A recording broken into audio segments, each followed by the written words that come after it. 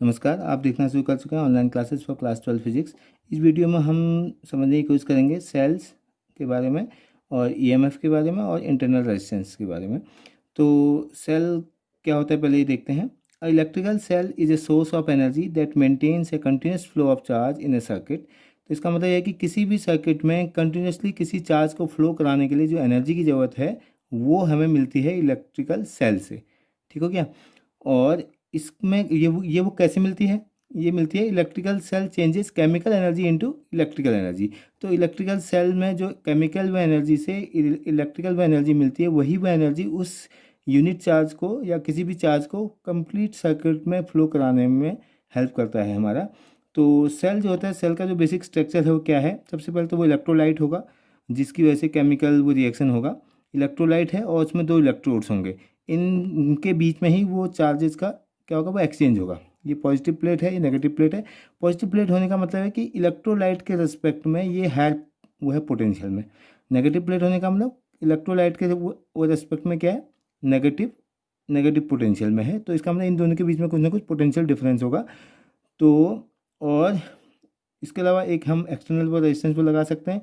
और किसी उन्हीं चार्जेस को फ्लो करने में, आयंस को फ्लो करने में, क्योंकि इलेक्ट्रोलाइट्स में तो वह आयन होंगे, आयन को फ्लो करने में जो भी ऑब्स्टिकल्स आएंगे, जो भी रेजिस्टेंस फील होगा इन द इलेक्ट्रोलाइट, वो हमारा क्या होगा, इंटरनल रेजिस्टेंस। और इस दो टर्मिनल्स के बीच के वोल्टेज को हम बोलेंगे टर्मिनल वोल्टेज।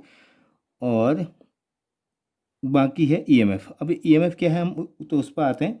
होता है, it is defined as energy supplied by the cell to derive a unit charge around the complete circuit. किसी कंप्लीट सर्किट में किसी यूनिट चार्ज को कंप्लीटली फ्लो कराने में जितनी भी एनर्जी चाहिए, दैट इज कॉल्ड ईएमएफ। तो ईएमएफ इनडायरेक्टली क्या है, ये हमें पहले पढ़ा है, पहले चैप्टर्स में हमने पढ़ा है कि V equal to W upon Q. V equal to W upon Q का मतलब किसी यूनिट चार्ज को पूरे सर्किट में घुमाने में जितना वर्क करना पड़ता है वही क्या है, पोटेंशियल है। तो इसका मतलब ईएमएफ क्या है, एक टाइप से पोटेंशियल है, पोटेंशियल डिफरेंस है ना। तो पोटेंशियल डिफरेंस है। अब देखते हैं ये कैसे होता है। अगर हमारा सर्किट ओपन है, ओपन सर्किट का मतलब कोई वो रेजिस्टेंस नहीं है, ओपन सर्किट होगा, तो ओपन सर्किट के केस में क्या होगा, टोटल V क्या होगा हमारा, V is equal to E epsilon. Epsilon का मतलब ये ई है, ई का मतलब ईएमएफ से मतलब है यहाँ पर। तो ओपन सर्किट के केस में, ओपन सर्किट होने का मतलब करंट जीरो है, कोई करंट फ्लो नहीं होगी। जब कोई करंट फ्लो नहीं हो रही इस केस में, तो जो भी इन दो टर्मिनल्स के बीच में जो पोटेंशियल डिफरेंस है वही क्या होगा, उस सेल का ईएमएफ होगा। ठीक हो गया पहला केस। दूसरा केस, या यही चीज़ को हम इस वे से कह सकते हैं कि आई की वैल्यू जीरो होने का मतलब कि रेजिस्टेंस वो इन्फाइनाइट है। रेजिस्टेंस क्या है, अगर रेजिस्टेंस वो इन्फाइनाइट होगा तो इन्फाइनाइट रेजिस्टेंस होने का मतलब कोई करंट फ्लो नहीं होगी, क्योंकि आई इक्वल टू क्या होता है वैसे भी, I equal to V upon R. इस वे में देखेंगे तो I equal to V upon R. अगर आर की वैल्यू इन्फाइनाइट होगा तो आई क्या हो जाएगा, जीरो हो जाएगा। तो ओपन सर्किट बोलें या ये दो, ये चीज़ बोलें, एक चीज़ तो ये है। अब हम आते हैं सेकंड केस। अगर करंट फ्लो हो रही है मान लो, है ना, उस सर्किट में, ये हमारा लूप है, इसके थ्रू करंट फ्लो हो रही है। करंट फ्लो होने का मतलब क्या होगा फिर, तो इसका मतलब जो पोटेंशियल होगा ना, तो कुछ ड्रॉप होगा। अगर पूरे थ्रू में करंट फ्लो होगी तो एक्सटर्नली भी करंट फ्लो होगी, तो जो टर्मिनल वोल्टेज जो है इसके थ्रू करंट फ्लो हो रही, तो अंदर भी क्या हो रहा है, चार्ज का फ्लो हो रहा है। तो उसका मतलब ईएमएफ क्या होगा, ईएमएफ तो है ही है, माइनस कुछ ना कुछ क्या होगा, पोटेंशियल ड्रॉप हो जाएगा। किसके थ्रू, इस इंटरनल रेजिस्टेंस के थ्रू। मान लो करंट आई है, आई इंटू आर। अगर इसमें दिखाएंगे हम करंट आई, आई करंट है, तो आई करंट इससे जाते हुए इसके थ्रू आएगी, तो कंप्लीट सर्किट में आई करंट हो रही। तो एक चीज़ इंपॉर्टेंट बात है कि सेल के बाहर देखेंगे तो करंट की डायरेक्शन कहाँ है, higher potential to lower potential. और लेकिन इलेक्ट्रोलाइट के अंदर देखें तो लोअर पोटेंशियल से हायर पोटेंशियल। तो ये हमारा इंपॉर्टेंट फॉर्मूला है। तो V equal to E minus I R. तो E का मतलब यहाँ पे ईएमएफ से है, और I करंट है, और R क्या है, रेजिस्टेंस है। अगर इसको हम थोड़ा सा और देखें तो V क्या है, V को हम दूसरा नाम क्या बोल सकते हैं, टर्मिनल वोल्टेज। तो V is the terminal voltage. इन दो टर्मिनल, जो हमारे टर्मिनल थे, इन टर्मिनल्स के बीच का जो वोल्टेज है that is called the terminal voltage. और E जो है हमारा ईएमएफ हो गया। और ईएमएफ इनडायरेक्टली क्या है, इसको है तो ये पोटेंशियल डिफरेंस, तो ईएमएफ की यूनिट क्या होगी, वोल्ट होगी। लेकिन पहले लोग इसको ईएमएफ इलेक्ट्रोमोटिव फोर्स बोलते हैं, क्योंकि उस टाइम तक ये कॉन्सेप्ट नहीं पता था कि इसके पीछे का क्या कॉन्सेप्ट है, इसलिए तब लोगों ने इसको क्या बोला, इलेक्ट्रोमोटिव फोर्स बोला।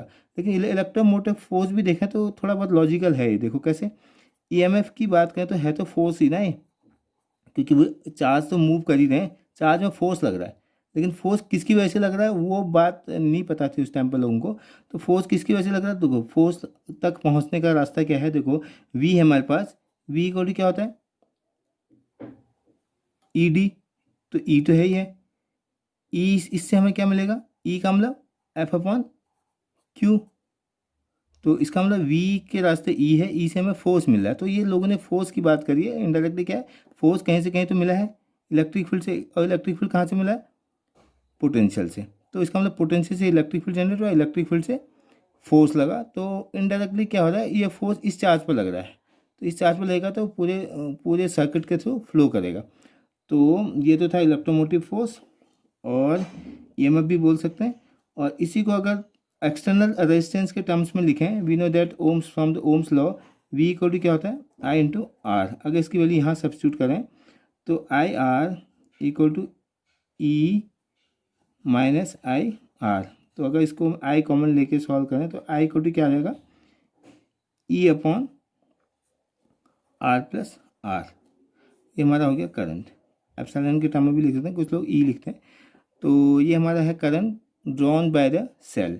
तो किसी सेल से कितनी करंट ड्रॉन हुई वो हमें वो डिपेंड करेगा कि कितना इंटरनल रेजिस्टेंस है, कितना एक्सटर्नल उस पर रेजिस्टेंस लगा रखा है। अगर एक्सटर्नल रेजिस्टेंस बहुत ही ज़्यादा है तो आई क्या हो जाएगी, जीरो।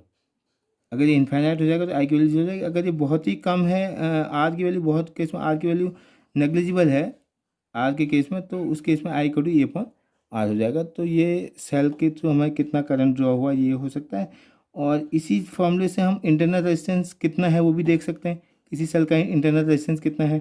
इसी फॉर्मूले में अगर हम देखें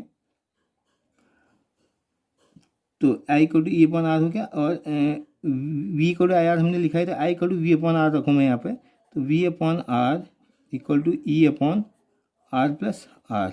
इसी को थोड़ा सॉल्व करें, डायगोनली क्रॉस मल्टीप्लाई करें तो R plus R divided by R equal to E upon V. तो यहाँ से आ गया 1 plus R upon R equal to E upon V. ये 1 उधर चले गया, तो R upon R equal to E upon V minus 1। So we can write small R equal to E upon V minus 1 into capital R. ये internal resistance का formula हो गया। तो किसी भी सेल का इंटरनल रेजिस्टेंस ये होगा, और उसके थ्रू कितनी करंट ड्रॉन है ये होगा। और ये V है टर्मिनल वोल्टेज जब सर्किट हमारा क्लोज है। अगर ओपन सर्किट होगा तो जो टर्मिनल वोल्टेज होगा that is equal to the EMF के इक्वल होगा। और इसकी यूनिट क्या है, वोल्ट है EMF की, ये पता चल गया। आपको हम लिख सकते हैं E, या ऐसे कभी कभी एप्सिलॉन लिखते हैं, कभी E लिखते हैं, E equal to I R plus I R. Indirectly E को हम लिख सकते हैं potential drop across the external resistance plus potential drop across the internal वो रेजिस्टेंस जो है। तो ये हमारे पास क्या होगा, एक जनरल फॉर्मूला है। और अब आते हैं हम इंटरनल रेजिस्टेंस क्या है। इंटरनल रेजिस्टेंस हमने पहले ही बोला, इंटरनल रेजिस्टेंस क्या है, the resistance offered by the electrolyte. Electrolyte ने जितना रेजिस्टेंस ऑफर करेगा वो हमारा क्या है, इंटरनल रेजिस्टेंस है। इसके अलावा वो किन चीज़ों पर डिपेंड करता है, देखो इंटरनल रेजिस्टेंस डिपेंड करता है हमारा कि इन दोनों प्लेट्स के बीच की स्पेसिंग कितनी है। It is directly proportional to the spacing between the plates. अगर ये डी है तो डी पर डिपेंड करेगा। अगर डी की वैल्यू बहुत ज़्यादा है तो इसका मतलब इंटरनल रेजिस्टेंस ज़्यादा होगा, डी की वैल्यू कम होगी तो कम होगा। It is inversely proportional to the area of the plates का एरिया अगर बहुत ज़्यादा है तो इंटरनल रेजिस्टेंस कम होगा। इसके अलावा R is proportional to the, it depends upon the inversely proportional to the concentration. अगर हाई कंसंट्रेशन होगा तो इसका मतलब